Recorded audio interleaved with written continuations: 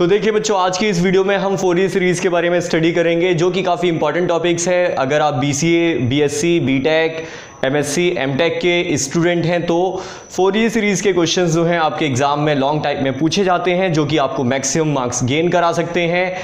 लेकिन बच्चों को ये टॉपिक जो है थोड़ा सा टफ लगता है, तो बच्चों आइए देखिए, मैं इसको इतना आसान बना दूंगा कि आप बहुत ही ईजीली फोरियर सीरीज़ के कैसे भी क्वेश्चंस क्यों ना हो, आप उन्हें सॉल्व कर पाएंगे। तो यहाँ पहले जरा जानते हैं फोरियर सीरीज़ की डेफिनेशन क्या है। तो Fourier series is an infinite series for periodic function in term of sine and cosine functions. तो इसका मतलब फोरियर सीरीज जो है आपकी एक इनफाइनाइट सीरीज है, और ये हमेशा साइन और कॉस की ही टर्म में होती है, क्योंकि ये पीरियोडिक फंक्शन है। तो इसका जैसा कि आप जानते हैं, साइन और कॉस जो है ये पीरियोडिक फंक्शन होते हैं, तो हमेशा फोरियर सीरीज को साइन और कॉस की ही टर्म में रिप्रेजेंट किया जाता है। और आपने शायद पहले फर्स्ट ईयर में पढ़ा भी होगा कि हम किसी भी ट्रिग्नोमेट्रिकल फंक्शंस को, खासकर साइन और कोसाइन फंक्शन को, इन्हें हम अलजेब्रिक फंक्शन में रिप्रेजेंट कर सकते हैं, और आपने किया भी था। अगर कहा जाए कि साइन x की वैल्यू क्या है, तो x upon x cube by 3 factorial 5x to the power 5 by 5 factorial minus x to the power 7 by 7 factorial. तो ये है बच्चों आपका साइन x का formula in the term of algebraic expressions. तो यहाँ पे आप फोरियर सीरीज में जस्ट उल्टा करते हैं। इसका सीरीज सॉल्यूशन क्या होगा, तो सीरीज सॉल्यूशन को समझने के लिए हमारे पास फॉर्मूला है fx is equal to a not plus summation n goes 1 to infinity an cos n pi lx plus bn sin n pi lx। और ये जो आपका फॉर्मूला है आप अप्लाई करोगे जब x की वैल्यू -l to l है। इसका मतलब होता है ये है इसका पीरियड, जो कि पीरियड है 2l।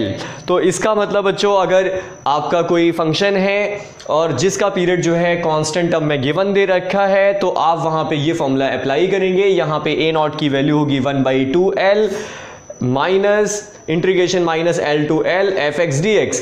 ऐसे ही an की वैल्यू को फाइंड आउट करेंगे तो 1/l minus integration minus l to l fx cos n pi lx dx। ऐसे bn की वैल्यू भी फाइंड आउट करेंगे तो bn की वैल्यू ये होगी बच्चों, और ये a नॉट an और bn की वैल्यू को आप यहाँ पे फाइंड आउट करते हुए इस इक्वेशन में इस वैल्यू को पुट अप करेंगे, तो यही आपका फाइनली सॉल्यूशन होगा। तो इतना आसान है आपका ये फोरियर सीरीज का सॉल्यूशन। तो बस फोरियर सीरीज के सॉल्यूशन में आपको ये फॉर्मूला याद रखना होगा, और फिर a नॉट an और bn की वैल्यू को याद रखना है, और इनकी तीनों की वैल्यू को निकाल के इस इक्वेशन में पुट अप करना है। तो यही आपका फाइनल आंसर होता है। लेकिन बच्चों, अगर यहाँ पे कहा जाए ये तो कांस्टेंट की टर्म में आपकी लिमिट थी, लेकिन ये लिमिट जो है आपकी ये आपका -π to π हो जाए। इसका मतलब x की वैल्यू -π to π के बीच में लाई करेगी, तो उसके लिए फिर ये फॉर्मूला जो है आपका इसमें कन्वर्ट हो जाएगा। इसका मतलब आपको करना कुछ भी नहीं है, बस l की जगह पर यहाँ पे आपको पाई रख देना है। पाई की वैल्यू जब l की जगह पर रखेंगे तो इसका मतलब ये आपको इक्वेशंस इतना मिल जाएगा। तो मैक्सिमम क्वेश्चन जो है आपको इस फॉर्म में दिए जाएंगे, तो आप काफ़ी इजीली उन क्वेश्चंस को सॉल्व कर सकते हैं। जैसा कि देखेंगे fx is equal to a not plus n goes 1 to infinity an cos nx plus bn sin nx। यहाँ पे a नॉट की वैल्यू निकाल लीजिए, an की वैल्यू फाइंड आउट कर लीजिए, bn की वैल्यू को फाइंड आउट करेंगे जैसे आपने ऊपर वैल्यू फाइंड आउट की थी। बस यहाँ पे l की जगह -π to π आ जाएगा, और उसके बाद बच्चों आप इनको सॉल्व कर सकते हैं। और याद रखेंगे यहाँ पे कि अगर ये जो आपका यहाँ पे x की वैल्यू थी -π to π लाई करती है, तो उसके लिए ये सॉल्यूशन होगा। लेकिन अगर x की वैल्यू 0 to 2π लाई करती है, तो बस केवल लिमिट में ही चेंज आ जाएगा, बाकी सारा फॉर्मेट वही रहेगा। तो इसका मतलब आपको याद रखना है, ये जो क्वेश्चन है मैक्सिमम 3 फॉर्मेट में आते हैं। या तो कांस्टेंट लिमिट के लिए आएंगे, ये कांस्टेंट लिमिट है, या फिर आपका -π to π के इंटरवल में आएंगे, या फिर 0 से 2π के इंटरवल में आएंगे। तो जब भी इस इन इंटरवल्स में क्वेश्चंस आएंगे तो आप उनके लिए ये फॉर्मूले अप्लाई कर देंगे। ये दोनों फॉर्मूले बिल्कुल एक जैसे हैं, जिसमें लिमिट जो है आपको जो यहाँ पे इंटरवल्स हैं उनके अकॉर्डिंग को यूज़ करना है, और बाकी इस फॉर्मूले में और इस फॉर्मूले में थोड़ा सा अंतर है, क्योंकि ये फॉर्मूला ही आपका फंडामेंटल फॉर्मूला है। यहाँ पे एल की जगह आप अगर पाई रख देंगे तो ये फॉर्मूला जनरेट हो जाएगा, और इस फॉर्मूले से आप किसी भी इंटरवल के लिए आप यहाँ पे फॉर्मूले जनरेट कर सकते हैं, बस केवल लिमिट में ही अंतर आ जाना है। इसका मतलब आप यहाँ पे माइनस π/2 जब x की वैल्यू लाई करती है 3π/2 इसके बीच में, तो आप इसे भी सॉल्व कर सकते हैं, बस लिमिट जो है -π/2 से 3π/2 हो जाएगी। उसके लिए फिर आप सीरीज सॉल्यूशन निकाल सकते हैं। तो देखेंगे बच्चों, यहाँ पे एक और चीज़ इंपॉर्टेंट है, कभी कभी आपको यहाँ पे ऑड और इवन फंक्शंस को आइडेंटिफाई करना पड़ जाता है, जैसे कि Fourier series of even and odd function. अगर आपका जो इंटरवल है -π से π है, तो आपने 12th क्लास में फंक्शन को इवन और ऑड की टर्म में फाइंड आउट करना सीखा था। अगर f माइनस एक्स की वैल्यू fx है तो इस सिचुएशन में फंक्शन इवन कहलाता है, और फंक्शन अगर इवन होगा तो यहाँ पे bn की वैल्यू जो है 0 हो जाएगी। जो आप देख पा रहे हैं बच्चों, ये bn है, ये 0 हो जाएगा, और आप a0 और an की वैल्यू को ही फाइंड आउट करेंगे, a0 और an की वैल्यू को फाइंड आउट करेंगे, वही आपका टोटल सॉल्यूशन होगा। इसके बाद अगर -fx की वैल्यू -fx के बराबर आ जाती है तो इसे आप ऑड फंक्शन कहेंगे, मतलब f माइनस एक्स की वैल्यू -fx के इक्वल आएगी तो आप इसे ऑड फंक्शन कहेंगे। और ऑड फंक्शन में आप यहाँ पे an और a0 दोनों को 0 बता सकते हैं। अगर आप इन्हें सिंपल वे में भी सॉल्व करेंगे, अगर मान लीजिए कोई फंक्शन जो कि इवन या ऑड कुछ भी क्यों ना हो, आप उसे केवल इन्हीं फॉर्मूलों के द्वारा सॉल्व कर सकते हैं। अगर आपको पता चल जाए तो आप यहाँ पे डायरेक्टली टाइम थोड़ा सा बचा सकते हैं, लेकिन अगर आप को ध्यान ना रहे तो आप सिंपल क्वेश्चन सॉल्व कर दीजिए, उससे भी आ जाएगा। ऑड और इवन चेक करना कोई ज़रूरी नहीं है। क्वेश्चन से समझेंगे फोरियर सीरीज़ को, जैसा कि अभी आपने ऑड और इवन की कंडीशन को भी समझा है।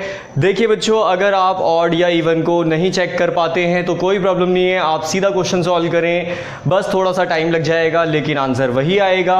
और याद रखेंगे, जब ऑड या इवन की कंडीशन होती है तो ऐसी सीरीज को आप हाफ रेंज सीरीज कहते हैं, या साइन सीरीज या कोसाइन सीरीज भी कहते हैं। तो आपको अगर यहाँ पे हाफ रेंज सीरीज की बात होगी तो डरना नहीं है। हाफ रेंज सीरीज का मतलब है कि फंक्शन ऑड या इवन है। अगर याद रखेंगे फंक्शन जो है इवन होगा तो उस सिचुएशन में bn की वैल्यू 0 होगी। अगर फंक्शन जो है आपका ऑड होगा तो उसमें a0 और an की वैल्यू 0 होगी। तो अब यहाँ पे सबसे पहले, जैसा कि हमारे पास ये क्वेश्चन है, क्वेश्चन को हम चेक कैसे करते हैं कि वो ऑड और इवन है। याद रखेंगे, चेक भी आप केवल -π to π की रेंज है तभी चेक करेंगे, अदरवाइज चेक करने से कोई फ़ायदा नहीं है, क्योंकि वहाँ पे ऑड और इवन की कंडीशन अलग हो जाती हैं, जिनको आप अलग से चेक करेंगे। तो आप केवल यही जान सकते हैं कि अगर लिमिट -π to π है तभी आप उसे चेक करके ऑड या इवन बता सकते हैं। तो जैसे कि यहाँ पे f(x) की वैल्यू जो है x है, अगर f माइनस एक्स को फाइंड आउट किया जाए तो x की जगह -x को पुटअप कर लीजिए, तो आप ये देखेंगे कि x जो है fx की वैल्यू थी और ये जो है नेगेटिव आ रहा है, तो f माइनस एक्स की वैल्यू यहाँ पे -fx हो चुकी है। तो इसे आप कह सकते हैं दिस फंक्शन इज ऑड। तो ये फंक्शन ऑड है तो इसका मतलब इसमें a0 0 होगा और साथ ही साथ an भी 0 होगा। तो इसका मतलब अब हमारा सॉल्यूशन जो है सीरीज सॉल्यूशन बहुत ही आसान सा रह जाएगा। और यहाँ पे सीरीज सॉल्यूशन होगा आपके पास कितना, आप बता सकते हैं बच्चों, क्योंकि series solution a0 summation n goes 1 to infinity, और ये होता है an cos nx plus bn sin nx। तो इसका मतलब बच्चों यहाँ पे a0 0 है, an 0 है, तो इसका मतलब अब आपके पास में यहाँ रिजल्ट केवल बचेगा summation n goes 1 to infinity और bn sin nx। तो ये आपके पास में सॉल्यूशन होगा, इसे आप सॉल्व कर सकते हैं और इजीली बच्चों इसका सॉल्यूशन बता सकते हैं। तो एक तो तरीका ये हो चुका है, लेकिन सपोज दैट हमें नहीं पता कि फंक्शन ऑड है या इवन है और हम केवल एक ही मेथड करना चाहें, अच्छा होगा आप फोरियर सीरीज को दो ही तरीके से समझें। अगर लिमिट जो है आपकी ये कांस्टेंट है -L to L या -C to C, -2 to 4, -2 से 2, इस टाइप की अगर कोई कांस्टेंट लिमिट है तो जो मैंने आपको पहला फॉर्मूला बताया था वो अप्लाई कर दीजिए।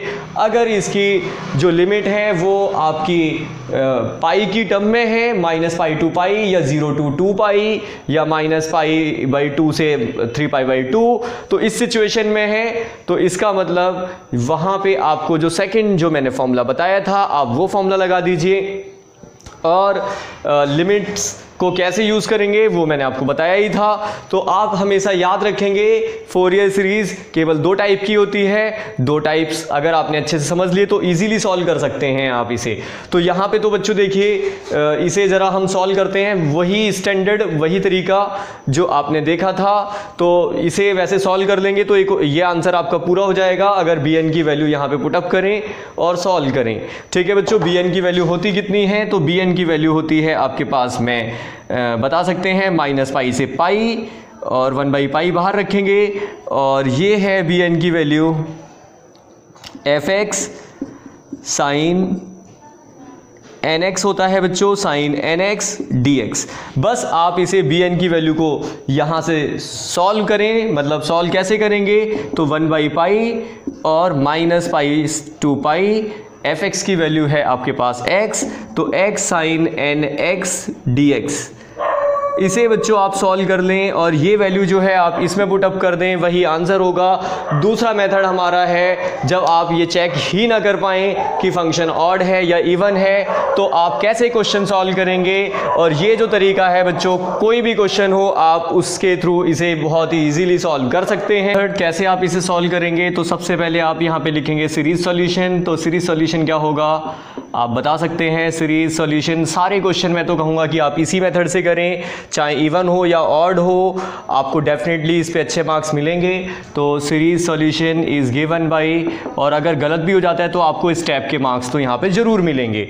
तो बच्चों ये बहुत अच्छा तरीका है कि अगर कोई भी क्वेश्चन है आप, क्योंकि यहाँ पे इंटीग्रेशन जब करेंगे तो गलती हो जाती है, बड़े क्वेश्चन होते हैं, तो आप इसे अगर इस फॉर्मेट से करेंगे तो आपको यहाँ पे अगर 10 मार्क्स का आपके एग्जाम में क्वेश्चन पूछा गया है और एंड में कहीं गलती हो भी जाती है तो आपको 7 या 8 नंबर तो बहुत ही इजीली मिल पाएंगे। तो देखेंगे series solution is given by, तो आपको जो फॉर्मूला है इसका वो है fx is equal to a0 summation n goes 1 to infinity, और ये है आपका an cos nx plus bn sin nx। तो इसका मतलब सबसे पहले a0 को फाइंड आउट कर लीजिए बच्चों। a0 को फाइंड आउट कैसे करेंगे? तो इसके लिए हमारे पास फॉर्मूला था 1/2π माइनस π to π fx dx। तो बच्चों यहाँ पे fx की वैल्यू क्या है? तो आप यहाँ पे बताएंगे fx की वैल्यू यहाँ पे है आपकी x, तो fx की जगह पर x को पुटअप कर लीजिए और इसे इंटीग्रेट करेंगे तो देखते हैं कितना रिजल्ट होगा 1/2π, और x का इंटीग्रेशन हो जाता है x² माइनस π to π। अब यहाँ पे लिमिट को पुटअप करेंगे, ये है आपका 1/2π अपर लिमिट माइनस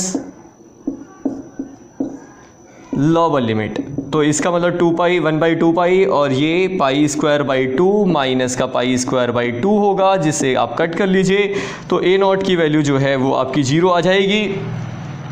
जैसा कि हमने इवन और ऑड वाले मेथड से भी देखा था an की वैल्यू 0 आ रही थी, तो ऐसे ही हमें इससे भी an की वैल्यू 0 ही मिली, मतलब a0 की वैल्यू 0 ही मिली। अब हम a0 की वैल्यू को फाइंड आउट करेंगे, तो a0 की वैल्यू कितनी होगी? आप लिखेंगे 1/π माइनस π to π और fx into cos nx dx। तो ये वाला फॉर्मूला आप अप्लाई करेंगे तो it will be 1/π minus π to π और fx की वैल्यू जो है वो है आपके पास में x cos nx dx। अब इसे आप इंटीग्रेट कर दीजिए, यहाँ पे लगाना होगा इंटीग्रेशन बाय पार्ट्स वाला फॉर्मूला। क्या है इंटीग्रेशन बाय पार्ट्स वाला फॉर्मूला? तो u into v d x. आप इस वाले फॉर्मूले को अप्लाई करेंगे u as it is, v का इंटीग्रेशन, फिर इसके बाद इंटीग्रेशन ऑफ मतलब differentiation of u integration of v dx और होल रिजल्ट का इंटीग्रेशन। तो ये बच्चों फॉर्मूला आपको लगाना पड़ेगा, इंटीग्रेशन बाई पार्ट्स वाला फॉर्मूला है। तो यहाँ पे u जो है x माना जाएगा, v जो है cos nx माना जाएगा। यहाँ पे आप अप्लाई कर लीजिए, तो an 1 by pi x as it is और integration of cos nx dx, फिर डिफरेंशिएशन ऑफ x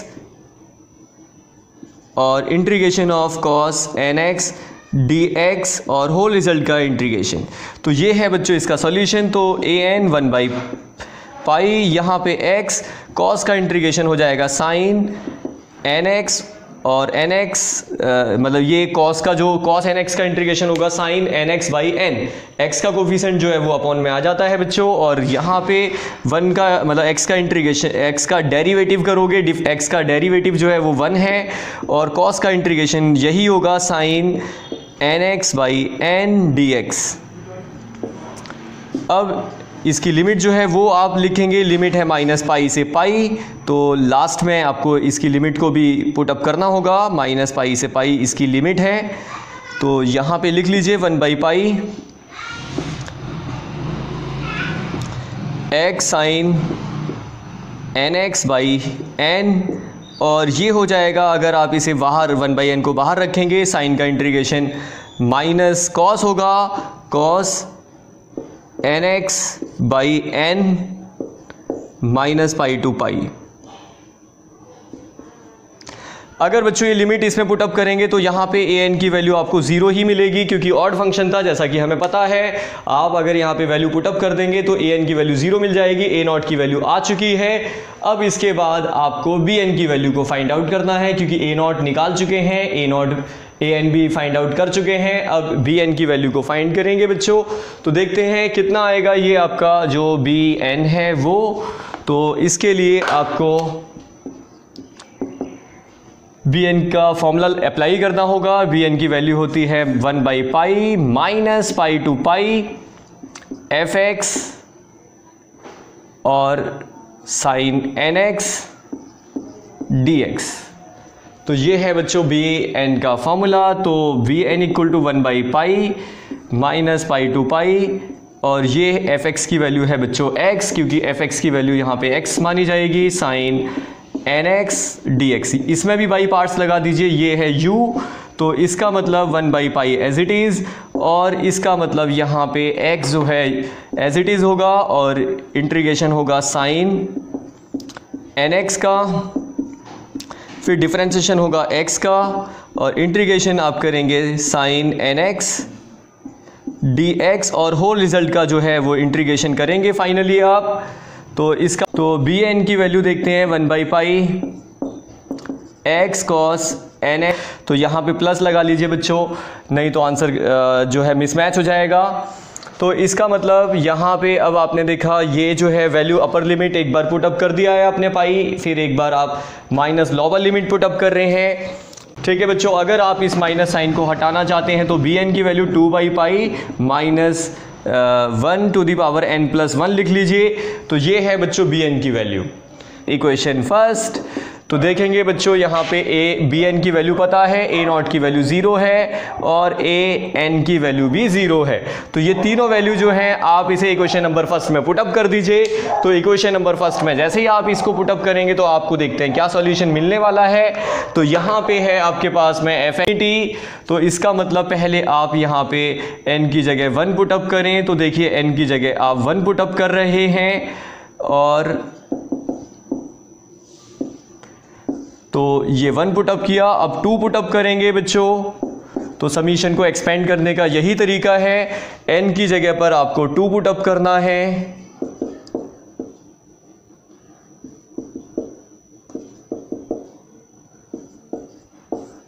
अब n की जगह आपको 3 पुटअप करना है।